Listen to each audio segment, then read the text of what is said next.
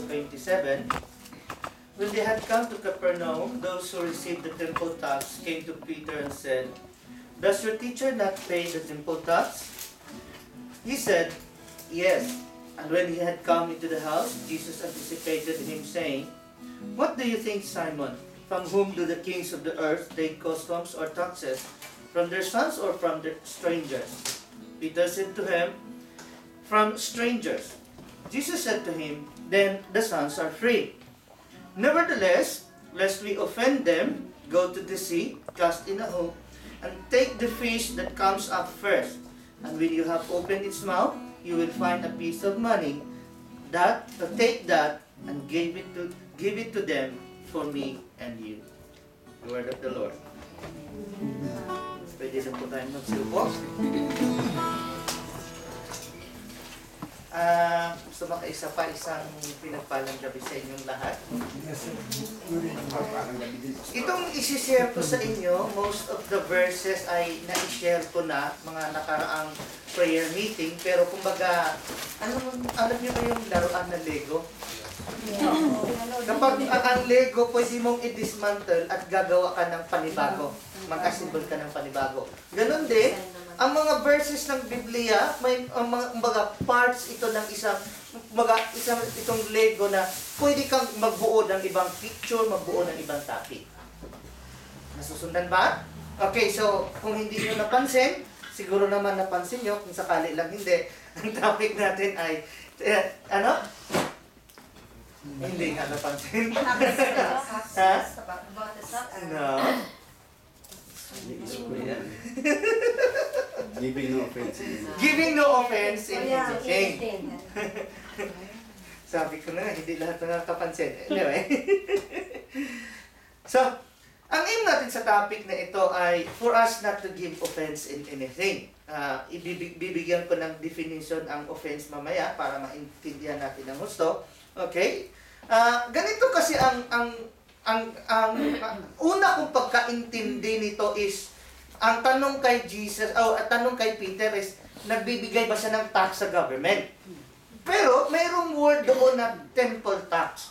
Galing ito sa Exodus chapter 30 verse 12. When you take the census of the children of Israel for their number, then every man shall give a ransom for himself to the Lord. When you number them, that there may be no plague among them when you number them. This is what everyone among those who are numbered shall give. Half a shekel according to the shekel of the sanctuary. A shekel is 20 gerahs. The half shekel shall be an offering to the Lord. Everyone included among those who are numbered from 20 years old and above shall give an offering to the Lord. So, magmula noon, nagiging kaugalian na nila na every year magbigay sila ng temple tax para sa maintenance ng temple. So, ganito nangyari ngayon, sabi ng mga nagre-receive ng temple tax, kay tinanong si Peter, "Peter, yung guro mo ba, yung tinatawag niyong Jesus, nagbibigay ng temple tax?" Nasusundan niyo ba ang context? Sabi ni Peter, "Oo naman." Nung pagdating sa bahay, inabangan si Peter ngayon ni Jesus. Nasusundan. So, sabi na ngayon okay, meron tayong ilang punto bigyang pansin bago yon.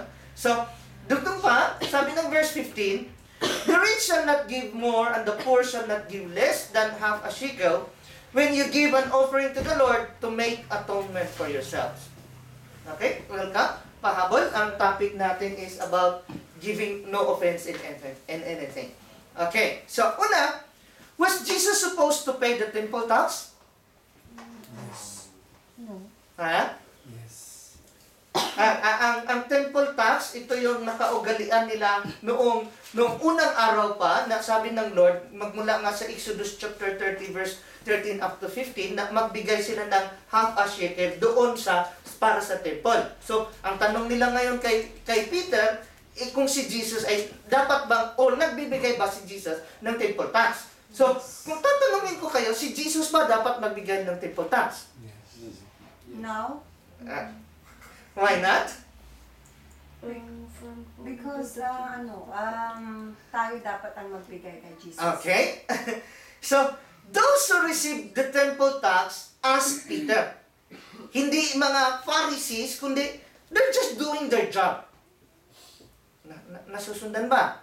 Sila nga yung tumatanggap doon sa nagbibigay ng tax. So, yung mga tumatanggap ng tax, tinanong nila si Peter. Okay. So, when they came into the house, Jesus anticipated him. Inabangan ni Jesus si Peter. After natanongin si Peter, inabangan ni Jesus pagdating sa bahay. Bakit? Ha? Tinanong niya si Peter. Tinanong niya si Peter. Bakit niya tinanong o tanongin? Any idea? Sirit. Okay, nasusundan niyo ba ang context?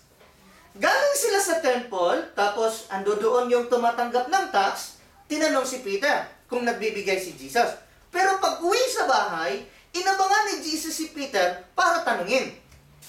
Okay, ganito ang nangyari. He was waiting for Peter to talk to him. He asked Peter for a very simple logical question. Ano yung tanong niya kay Peter? From whom do the kings of the Okay. custom? Dapat ba, okay, from whom do the kings of the earth take customs or taxes? From their sons or from strangers? From the strangers. From the strangers. Bakit? Kasi sila yung nakikigamit.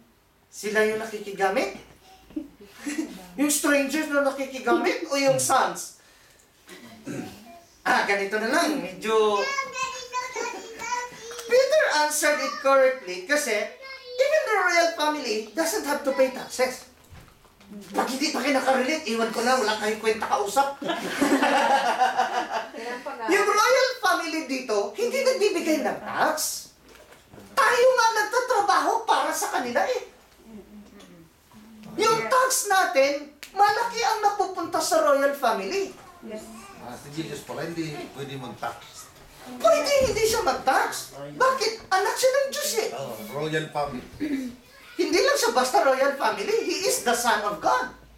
So, sabi niya, okay, basically, Jesus was not supposed to pay the temple tax because He is the Son of God. Hindi naman siya foreigner eh. Kaya nga, ewan ko kung gaano na kayo kakalawak ang mga pananaw nyo sa buhay, pero pagdating dito sa UK, kung maglo-loan ka or magmo-mortgage ka, iba ang percentage na ibibigay sa'yo kaysa citizen ka. Stranger tayo eh. Nasusundan ba? Yes. Ganon din sa royal family. Hindi mo pwedeng sabihin sa okay, sino ba yung member ng royal family na hindi mo pwedeng sabihin, oh, nasaan ang tax na kita mo? Tax nga natin, napunta sa kanila eh. Kaya nga sa Pilipinas, kapag may ginawa yung kalsada, although dinadaya nila, pinipicturan yung unahan, pinipicturan yung hulihan, pero yung gitna, hindi nagawa. Sabihin nila, this is where your taxes go. Nasusundan niyo pa. So, ganun din kung ang government, maraming ang benefits dito sa England, sa United Kingdom, nagagawa nila yon kasi malaki din naman ang tax na kinukuha nila. In other words, kung walang tax, hindi mag-survive ang government. And it is so with the house of God. Nasusundan. Kaya sa Pilipinas, hindi mo maasahan ng libre health. Paano ililibre ang health doon eh? Mga malalaking kita, hindi nga nagbabayad ng tax eh. Si Idol lang nga. Si Idol ayaw kumuha kahit 5 lang. Gusto kasi ng tao makinabang, pero hindi naman natin sinusuportahan yung government. Exactly. So, ganun din sa temple ng Lord. Kaya mayroong tax para mag-exist ang house ng Lord. Okay, so, ganito na lang.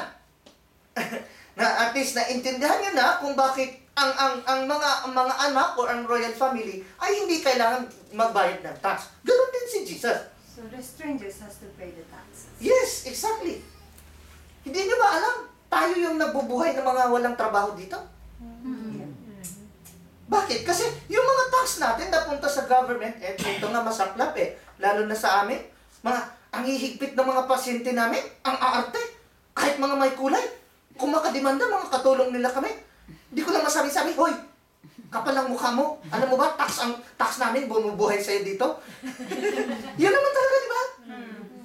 Sila na yung nag-i-enjoy, sila pa yung mga mangyayabang, pero yung mga foreigners, yun ang malaki ang tax. Nasusundan? Yes.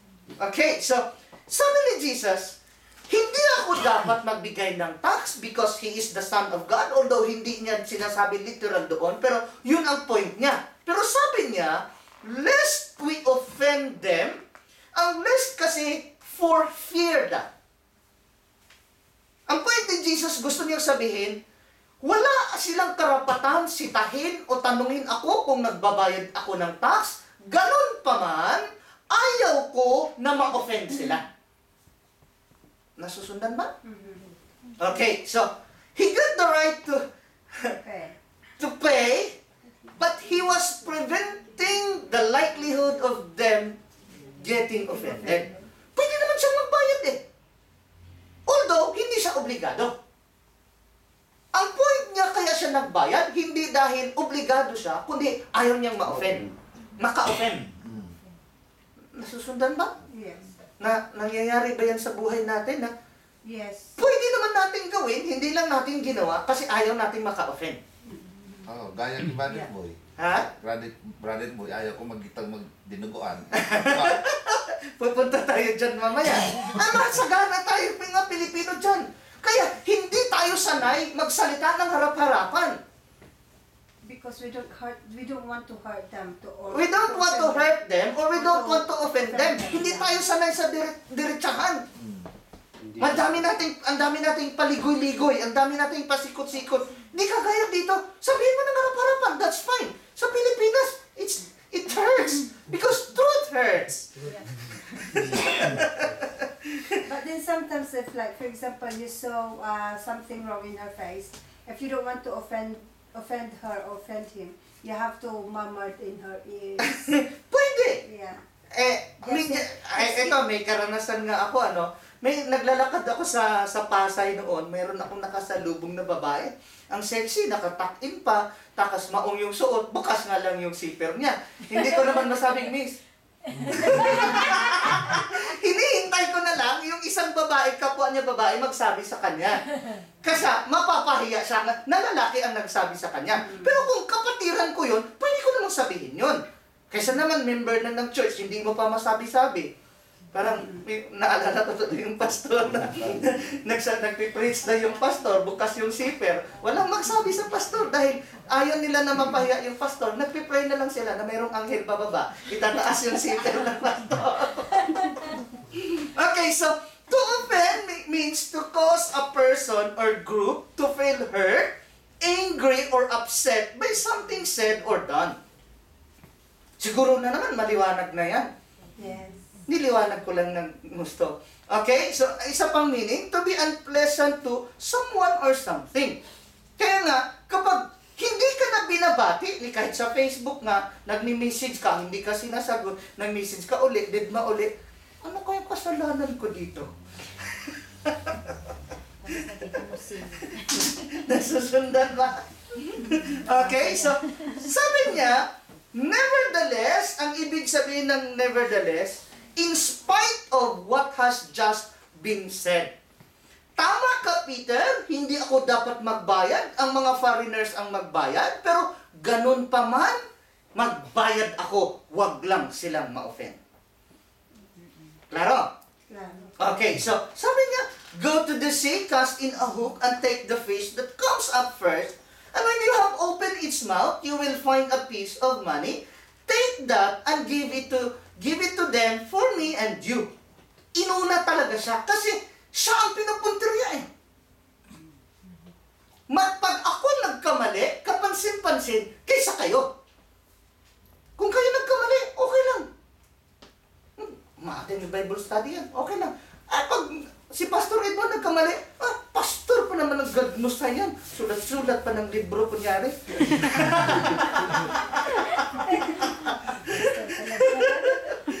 Nasusundan. Okay, so why were they asking if Jesus pays temple tax? Nainggit. Nainggit? Pwede. Pero tandaan natin, hindi mga Pharisees scribes and Pharisees ang kausap nila dito. Ang nagtatanong, ito yung nagre-receive ng temple tax. Any idea? O sirit na? Bakit siya... Bakit na ba siya? Exemption. Ha? Bakit siya exempted? Bakit siya exempted? Bakit siya exempted? Medyo hindi direkta. Okay, ganito na lang. Kasi si Jesus was holding a high reputation as a teacher of the law and righteousness. Tinitingala siya ng tao. Halos lahat ng tao believe na sa kanya. Tapos, remember na ang reason kung bakit ipinako si Jesus sa krus ay ano? Because of our sins. No. Literally, sa kanilang panahon. Naintindihan natin yan ngayon because of our sins. Pero Because ano ang of reason? blasphemy. Ha? Nasabi, Na blasphemy really? Bigyan ko kayo ng clue. Sabi ng mga Pharisees, kung hindi natin patayin si Lazarus, kasi si Lazarus muling binuhay ni Jesus, kung hindi natin patayin si Lazarus, maubos na lahat ng believers ng church natin, pupunta na kay Jesus. Pag hindi pa kayo nakakakuha, Para Ha? maniwala. Religion! Para maniwala. Religion ang conflict nila between Judaism and Christianismo. Ang pagiging believers kay Christ.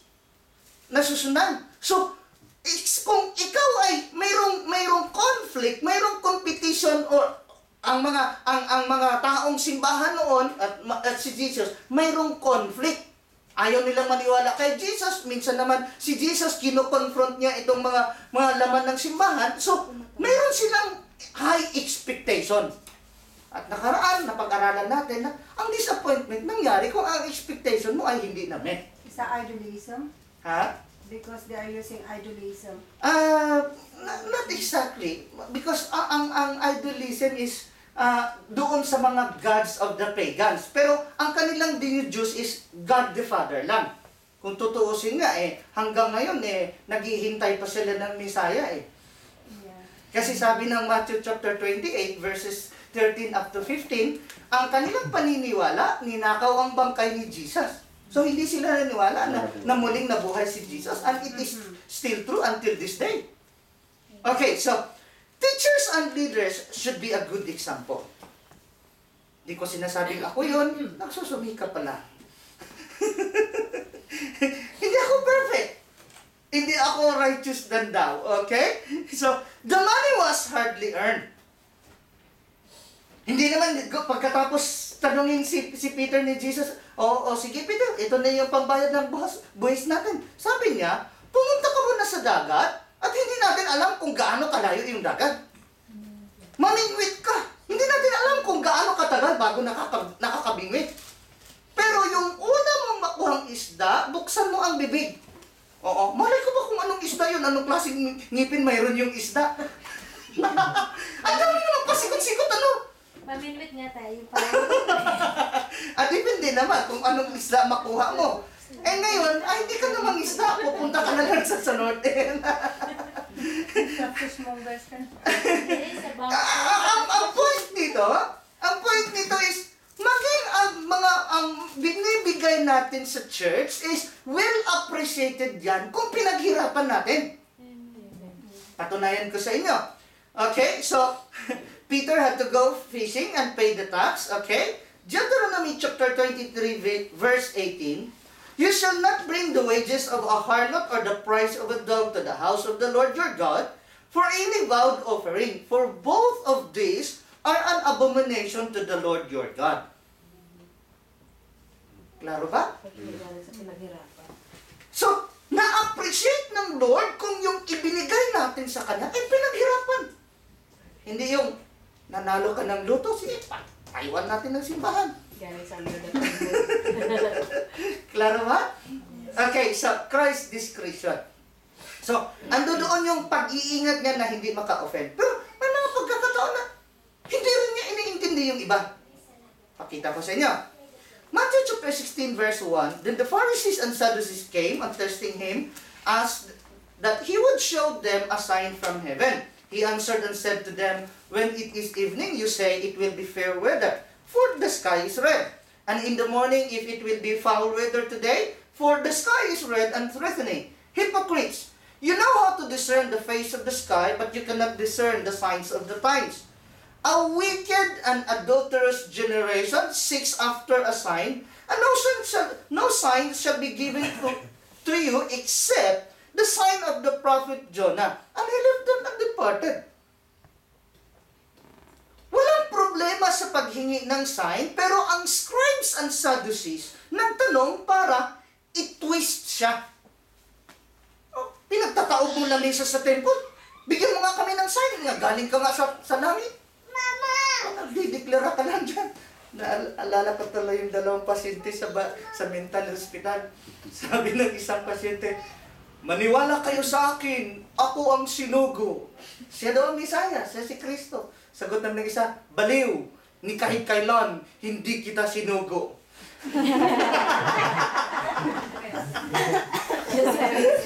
Sugar the father. Paniwala nung isa, siya ang son, paniwala nung ano. Okay, tingnan natin ang discretion ng Lord. So Matthew chapter 26 verse 50, at dito yung hinagkani ni Judas si Jesus, at dahil sabi niya doon sa mga alagad ng priest, kung sino ang hahalikan ko, yun ang hulihin nyo. Sabi ng Matthew 26 verse 50, he called Judas his friend. Pero si Herod, sa Luke chapter 13, 31 and 32, sabi niya kay Herod, tell that fox.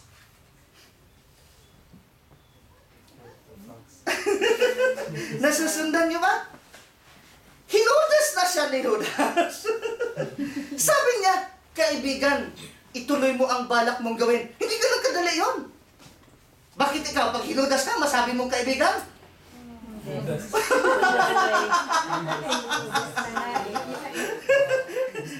Ewan ko ba, dami kong nababasa sa Facebook. Sabi daw ng bata na nag-knock-knock eh. Knock-knock, who's there? Yung bata pala kumakatok. Yung nanay ang kumakatok, yung bata sa loob. Tugmatok yung nanay, sabi ng nanay. Knock-knock, sabi ng bata, who's there? Nanay mo. Who's nanay? Sabi ng nanay, gago, ako to, buksan mo. Bakit kasi? Hindi ganun kadali yung ginawa ni Jesus na he was betrayed to death. Alam niya. Pero sabi niya, kaibigan, ituloy mo ang balak mong gawin. Pagdating kay Herod, sabi ng mga Pharisees, hinahanap ka ni Herodes. Pero sabi niya, tell that fox.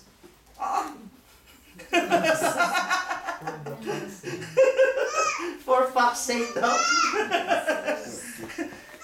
Nasaan ang discretion doon? Sige nga. Bakit iniingatan niya si Judas? Hindi niya inoffend si Judas. Kung ako yun, bugbog sarado na si Judas. Bakit? Sigurado ka kung ikaw si Jesus, hindi mo nabugbog si Judas? Pero sabi niya, tell that fox.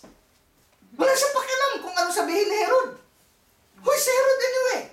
Sabihin ni Herod, don't you know that I have the authority to release you? Pero sabi ni Jesus kay Herod, don't you know that all authority has just been given to you by my Father in heaven? Nasusundan. Dahil, Pastor, kung hindi niya tinawag na friend si Judas, hindi matutuloy yung... Pwede. At saka kung makikipag-ano siya kay Herod, he has an authority to release Jesus. Okay, ang point ko doon is, remember that our topic is about giving no offense in anything. Sa tingin niyo ba, ipinanganak si Judas na Judas?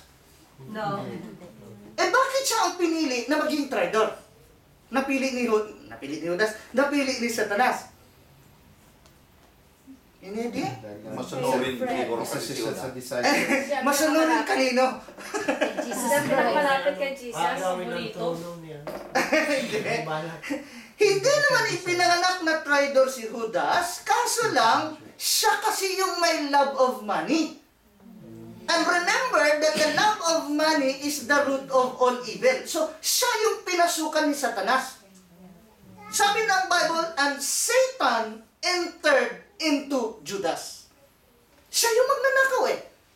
Pero, part yun para sa kaganapan ng salvation natin. So, kung binarangan niya si Judas, Hindi na matutuloy. hindi na matutuloy yung nakasulat.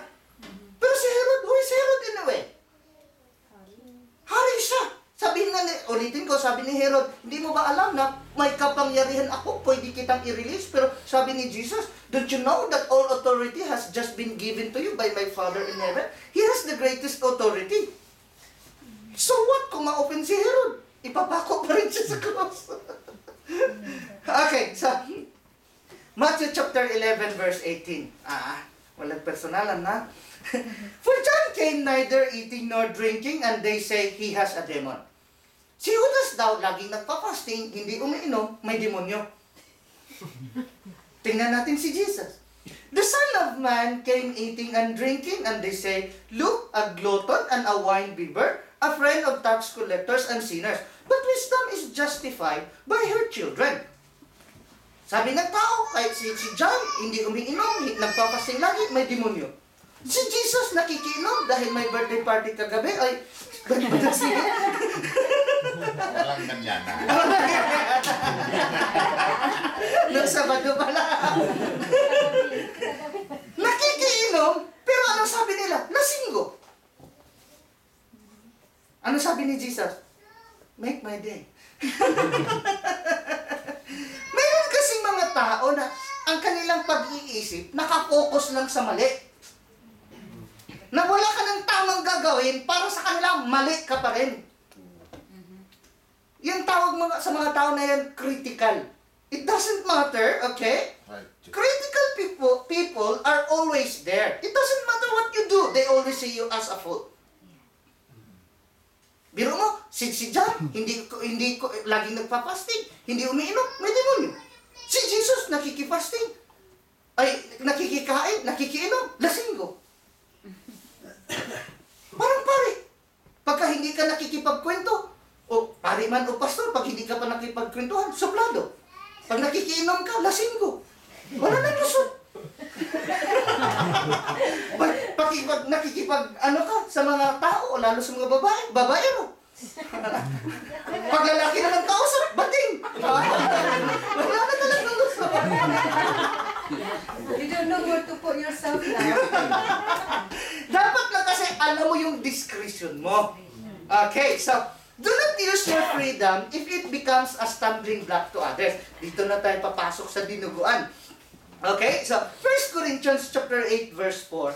Therefore, concerning the eating of things offered to idols, we know that an idol is nothing in the world, and that there is no other God but one. O nga naman. Nag-iisa lang ang Diyos natin. Kasi ang context kasi nito, kapag kumain ka, lalo na sa Pilipinas, na may mga extremist na born again, na hindi sila kumakain sa fiesta.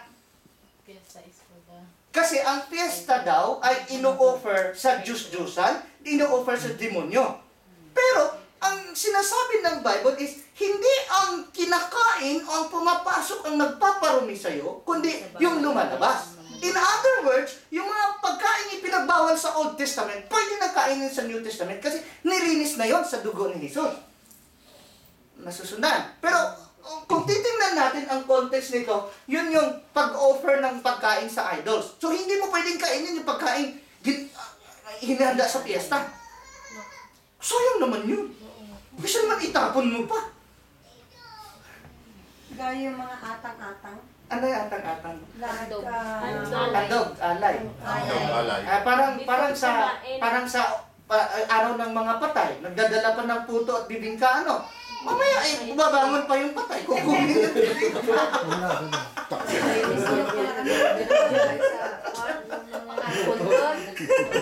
Okay, tuloy natin. Verse 7.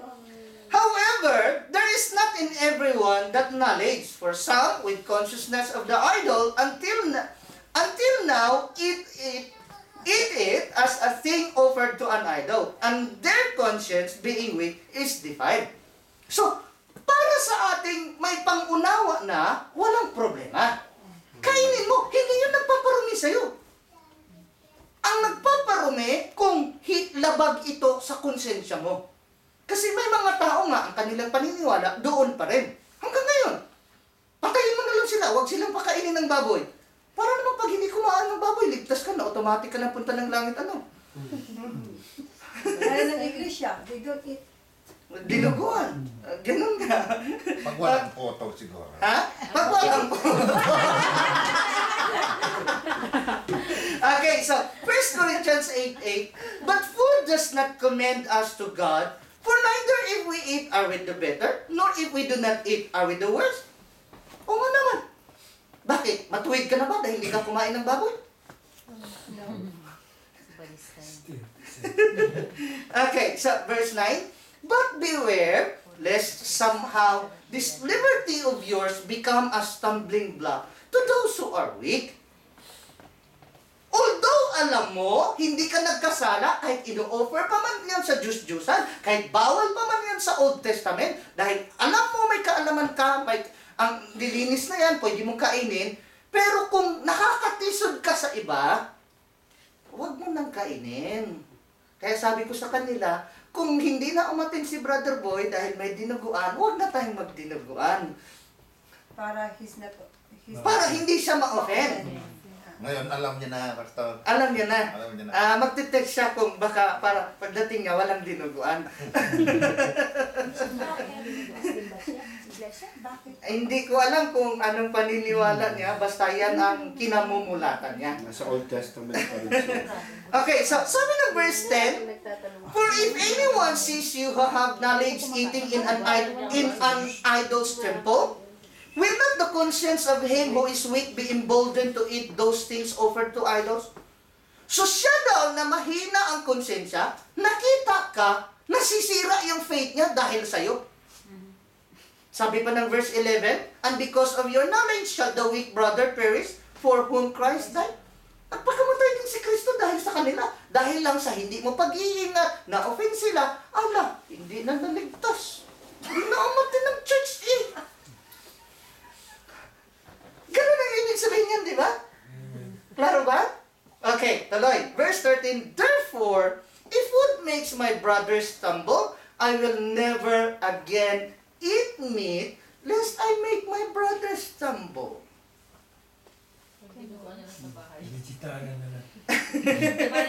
Kung dyan lang naman kayo nag-aaway, bakit ka pa magluto?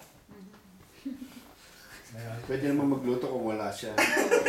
Sarilinin mo na lang. Sarilinin mo na lang. Klaro ba yan? Kasi nga, ang topic na natin is giving no offense in anything. Iginigiit mo kasi yung sarili mo eh. Eh alam mo na nga, nag-aaway kayo. Eh, pinipilit mo pa. Kung ikaw na nakakaintindi, let it be like that na ano na lang. Ikaw na lang ang uiti. Kaya nga, kung dahil lang sa dinuguan, hindi na siya aatin ng church, di ba na magluto ng dinuguan? Hindi sa kinukonsinti ko siya, pero ayaw ko namang magiging stumbling block. Ayaw ko siyang ma-offend. Klaro ba? Okay, so Romans 14:21, it is good neither to eat meat, nor drink wine, nor do anything by which your brother stumbles, or is offended, or is made weak. So kung sila ay natitisod sa pag-iinom ko, hindi na rin ako inom. Mayroon ba dito natisod dahil hindi ako nainom? Natisod pa nga ata dahil hindi ako nakasabay sa party. Kasi kung tutuusin, hindi ako gumagawa ng lusot. Wala namang umaatin ng church na natisod dahil nakita si pastor na uminom. Hindi na ako aatin dyan dahil pastor naman nakikiinom. Bakit naman matitis, Pastor? Hindi, kumbaga, tinitingnan nga natin ang kabuuan ba? Kumbaga, nag-set lang ako ng example. Ang point kasi dito is, may mga taong mga idealistic. Kagaya niyan, nasisita na naman yung long hair ko. Kasi lalo daw akong pumapangit. Pakialam ko sa kanila. Basta original, Pastor. Ha? Basta wala may toke. Ano? Basta wala may toke. Ano? Wala. Original naman daw eh. Walang retoke. Parang mapupunta sa boobs ata ang usapan mo pag ito.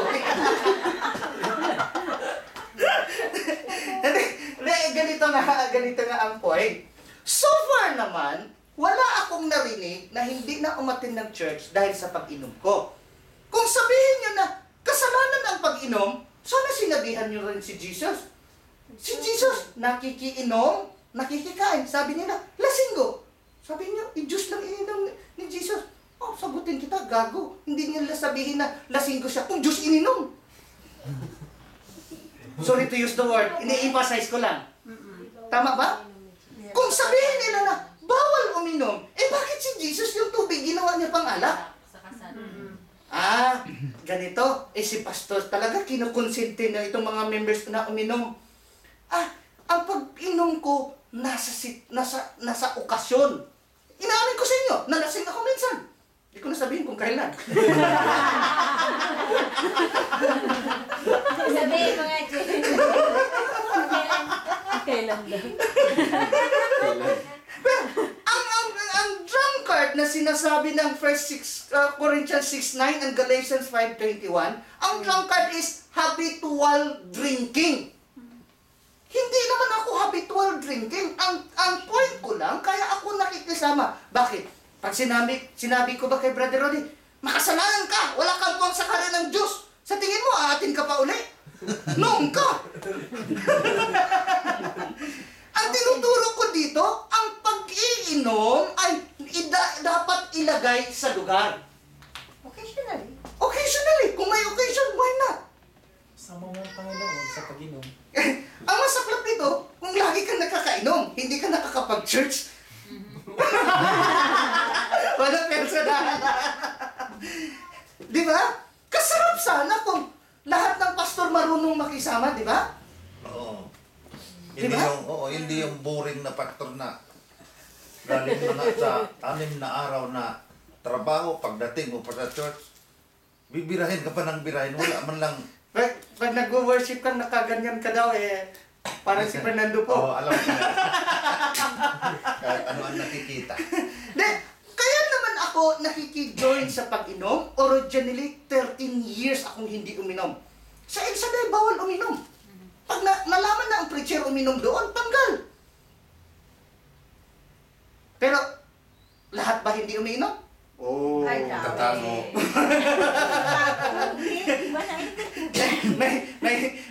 may church ng pinagalingan, bawal uminom. Mga members ba hindi na inom? Tatago sa akin. Hanggang sa So, bahala. hindi solusyon ang pagbabawal kasi the more silang nagiging eager uminom kasi bawal. Yeah. Sarap Hindi daw ang bawal bawal. yun. Masarap daw ang bawal Ewan ko.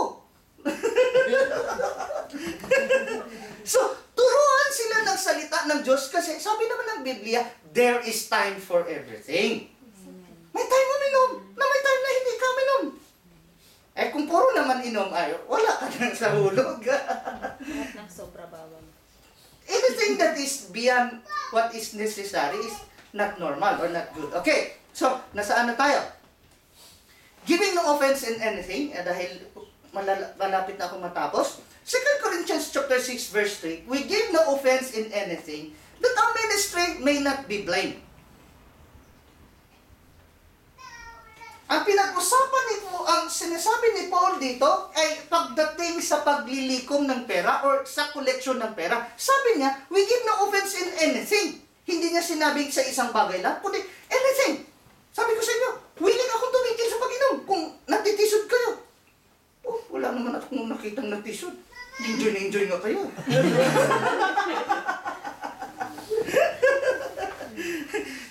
Okay? Verse 4, but in all things, we commend ourselves as ministers of God, in much patience, in tribulations, in needs, in distress, or distresses. So, sinisikap doon ni Paul na wala siyang hindi siya magiging katitisuran ng iba, kundi naging halimbawa siya, una, in much patience, in tribulations, sa paghihirap, in needs. Hindi niyo ako makitaan, namuhay ng galante. Kasalanan mo yan, dami kang utang.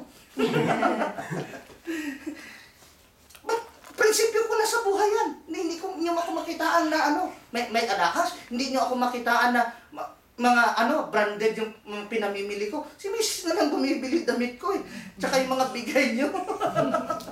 So, maging sa stripes, maging imprisonments, in tumults, in labors, in sleeplessness, in fastings.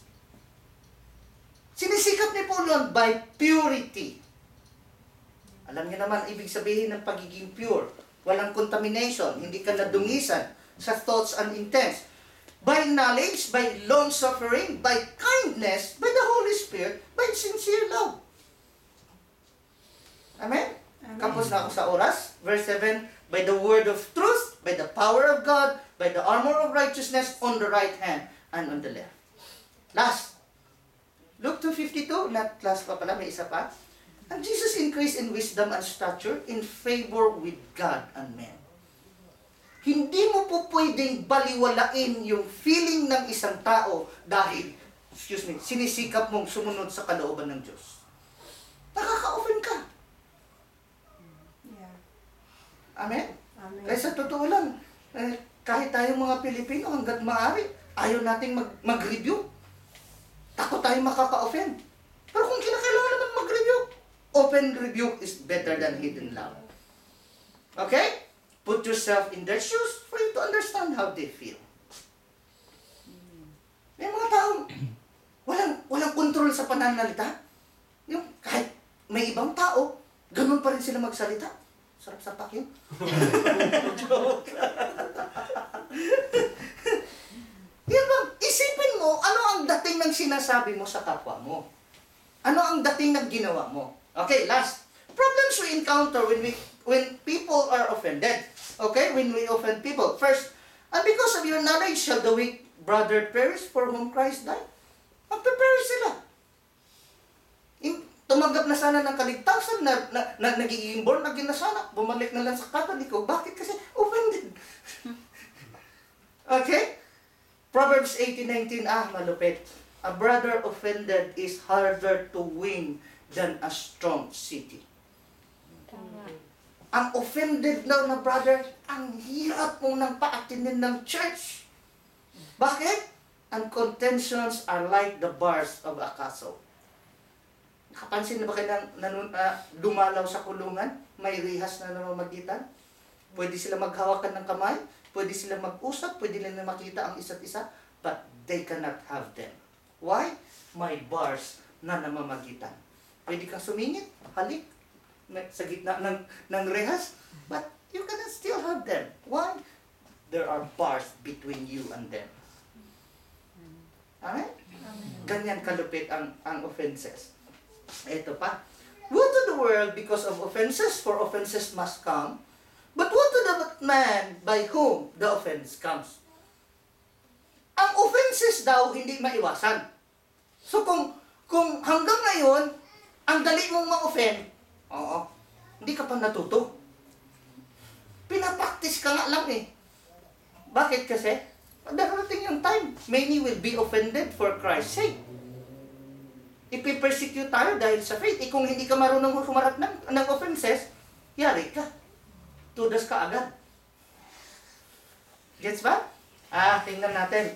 Ang ibig sabihin ng woe, deep distress or misery, as from grief or richness. Kaya pala, nagiging miserable yung ating buhay kung tayo yung pinanggagalingan ng offenses. Tama ba ako? Woe to those by whom the offense comes. Ano daw gagawin sa kanila? But whoever causes one of these little ones to believe in me to sin, it would be better for him if a millstone were hung around his neck and he were drowned into the depth of the sea. Kapag bumibili sila ng bigas noon, hindi sila pumupunta ng Wow Pinoy. Hindi sila pumupunta ng North End. Nagigiling pa sila. Mainam pa daw, talian ka ng gilingang bato sa liig mo at itapon ka sa dagat kaysa nakaka-offend ka. Hindi ako may sabi niyan.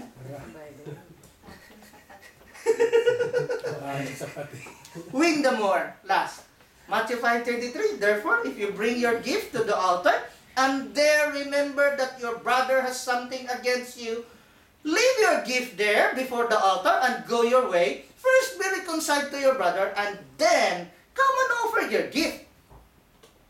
In other words, wala daw saysay yung ating pag-o-offer sa altar kung ikaw naman ay nakaka-offend. Iwanan mo muna yung gift mo at makipag-reconcile ka. Pagbalik mo, wala na yung gift. Gumamit ka rin ng discretion. So if your brother or sister sins, go and point out their fault just between the two of you. If they listen to you, you have won them over. Instead na maka-offend, or kung naka-offend ka na, i-win natin. Sabi ko nga sa inyo, ang pagiging a man after God's own heart is not yung hindi ka nagkasala, kundi gaano ka or ano ang ginawa mo after na nagkasala ka. Nag-repent ka ba? In-acknowledge mo ba? Okay? So, but if they will not listen, take 1 or 2 others along so that every matter may be established by the testimony of 2 or 3 witnesses. If they still refuse to listen, tell it to the church. And if they refuse to listen, even to the church, treat them as you would a pagan or tax collector. 1 Corinthians 9:19. Although I am free from all men, I have made myself a servant to all, that I might win the more. Klaro ba yan? Sabi ni Paul, hindi nyo ako alagad, hindi nyo ako katulong, hindi nyo ako alipin, pero para lang makawin ng marami, ginagawa niya ang sarili niya, servant to all. Nagagawa ba natin yan? Hindi. Iilan lang nakikita kung naghuhugas sa church eh.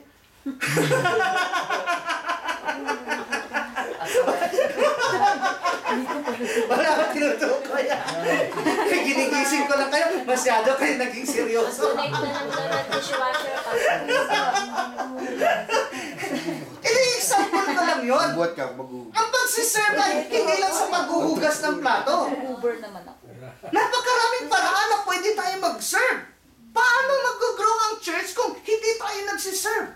Sabi nga niya, I made myself a servant of all. Why? Because Matthew chapter 20 verse 8, Jesus came not to be served, but to serve. Tayo ba? To serve or to be served?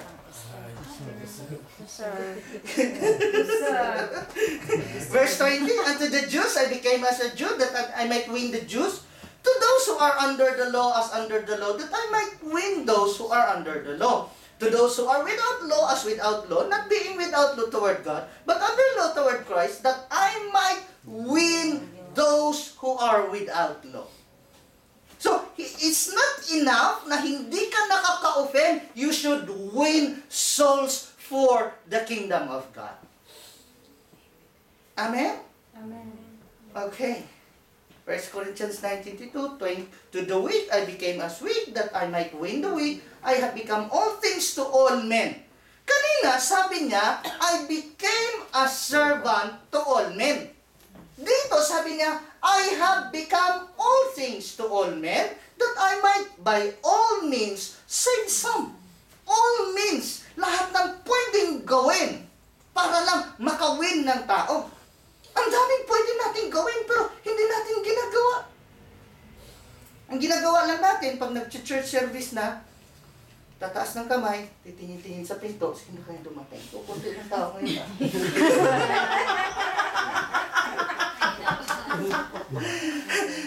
Hanggat maaari, gusto natin puno yung church, pero hindi natin ginagawa lahat ng pwedeng gawin. Tama. Katahimikan na yan. Ibig sabihin niya, gutom na kayo. Challenge! Are you not giving any offense to anyone? No? No. It's a learn. When you realize you have offended somebody, what did you do or what will you do? I'm sorry. Is sorry enough all the time? Ang sorry kasi, pastor, sa Pilipino, hindi ka tanggap-tanggap sa puti, okay lang. Nakasanayan na kasi minsan, Oo. paulit-ulit. Okay, conclusion ulit. Uy, nawala ang conclusion. Bilang conclusion natin, sa ano pa rin, okay? We give no offense in anything that our ministry may not be blamed. Wala akong tinutukoy sa topic na ito. Ako man, although sa tingin ko, ginagawa kong lahat kong pwedeng gawin, pero hindi ko may garantiya na walang na-o-offend sa akin. Kung mayroon mang umalis dahil sa akin, thank you very much. Hindi ko papagurin ang sarili ko para i-keep lang sila. It's up to them if they are interested. Nasa kanila na yan. Ang alam ko, kung mayroon man akong sinabi, kumbaga, si Jesus kung nagiging matagal ka na sa church, kino-confront ka niya, nire-review ka niya. Pero kapag baguhan, inaamo-amo. Kasi nang bagong dating sa church, sisigawan mo na agad. Hindi na babalik yun. Na-offend na siya kagad. Na-open na kaagad. Siguro naman, naging malawak yung ating discussion sa bagay na yan. Amen? Amen. Okay, so, manalangin tayo sa Lord. Lord God, kami po ay nagpapasalamat sa patuloy mong pagtutulog sa amin, sa patuloy mong pagpapaalala sa amin. Sabi mo nga, Lord, it is impossible, it is inevitable, Panginoon, na hindi kami magkaroon ng offenses. So, narapat lamang, Lord, na matuto kaming harapin ang lahat ng offenses.